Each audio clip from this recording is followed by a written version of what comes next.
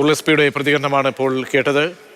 അപ്പോൾ കൂടുതൽ പരിശോധനകളൊക്കെ തന്നെ അന്വേഷണത്തിൻ്റെ ഭാഗമായിട്ട് തന്നെ നടത്തും. നടപടിക്രമങ്ങളൊക്കെ പൂർത്തിയായി കഴിഞ്ഞിരിക്കുന്നു. ഇപ്പോൾ കുഞ്ഞിൻ്റെ മൃതദേഹം ഇപ്പോൾ വീട്ടിലേക്ക് എത്തിച്ചിരിക്കുന്ന ആ കണ്ണീർ കാഴ്ചയാണ് നമ്മൾ കാണുന്നത്. കുഞ്ഞിനെ സംബന്ധിച്ചോളം കളിചിരിയോടുകൂടി ഓടിക്കളിക്കേണ്ട ഒരു വീടാണിപ്പോൾ ദുഃഖസാന്ദ്രമായിരിക്കുന്നത്. അങ്ങേയറ്റം വൈകാരികമായ നിമിഷങ്ങളിലേക്ക് ഇപ്പോൾ ആ നാട് മാറുകയാണ്.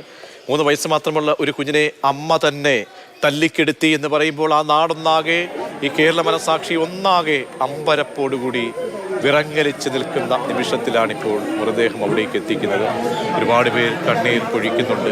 ആ കുഞ്ഞിനെ ഇങ്ങനെ കാണാൻ ആർക്കും സഹിക്കുന്നതല്ല. ആ നാട്ടിലെ മുഴുവൻ ഒരു പൊന്നോമനയായി കളിച്ചിരിയോടെ ഓടിക്കളിച്ച് എല്ലാവരുടെയും ലാളന ഏറ്റുവാങ്ങിയ 3 വയസ്സുകാരി കല്യാണിയാണ് ഇങ്ങനെ വെള്ള പുതച്ച് കിടക്കുന്നത്.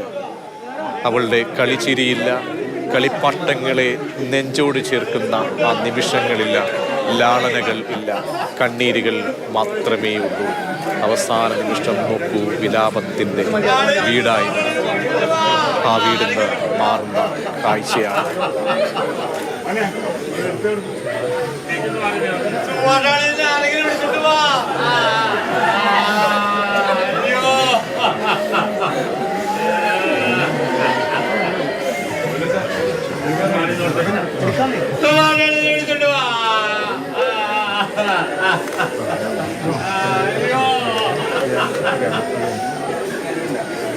എങ്ങനെ സഹിക്കുന്നത് ദൈവമേ.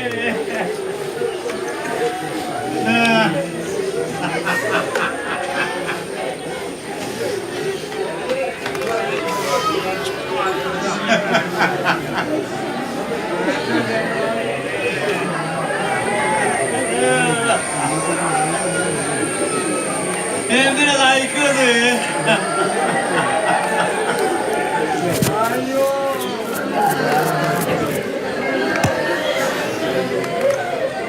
അവിടെ ഈ കൊച്ചിനെ കൊണ്ട് കൊന്നില്ല, വണ്ടാറായിട്ട് ചോദിപ്പില്ലേ.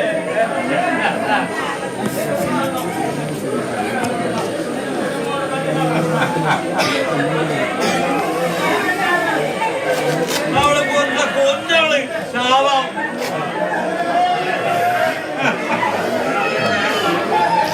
അവക്ക് പോയി ചത്താ പോരാ നാട്ടില്.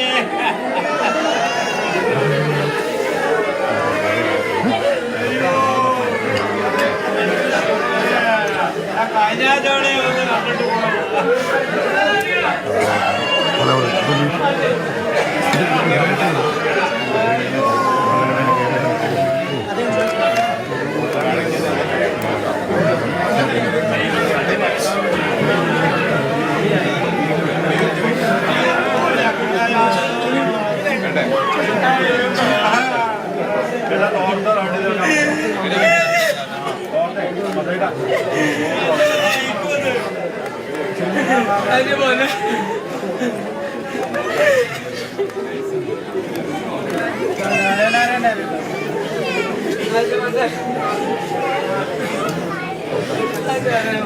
ഇന്ന് നമ്മൾ അങ്കമാടിയിൽ വിളിച്ചിട്ട് പോയത്.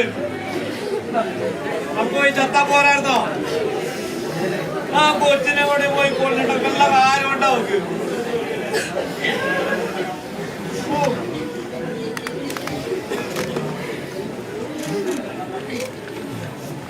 ലാളനയില്ല. ആ കുഞ്ഞിൻ്റെ ചേതനയറ്റ് ജീവനില്ലാത്ത ആ ശരീരം മാത്രമേ ഉള്ളൂ. ആ ശരീരം വീട്ടിലേക്ക് എത്തിക്കുമ്പോൾ ഉറ്റവരെ സംബന്ധിച്ചോളം ഉള്ളു പിടയാതിരിക്കാൻ ആകില്ല.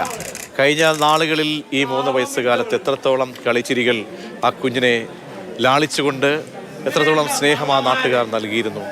അവർക്ക് ഈ നിമിഷം അവർക്ക് അതിനെ അഭിമുഖീകരിക്കാനാകുന്നില്ല. ആർക്കായാലും നമുക്ക് ഏതെല്ലാം കോണുകളിൽ ഏതെല്ലാം നാടുകളിലിരിക്കുന്ന നമ്മുടെ ഉള്ളിൽ പിടയുകയാണ് ആ കുഞ്ഞിൻ്റെ കുഞ്ഞു മുഖം, കളിച്ചിരിക്കുന്ന മുഖം കാണുമ്പോൾ. അപ്പോൾ അവളെ അറിയാവുന്ന ആ കല്യാണിയുടെ കളിച്ചിരികൾ കണ്ടവർക്ക് എങ്ങനെ സഹിക്കാനാകും?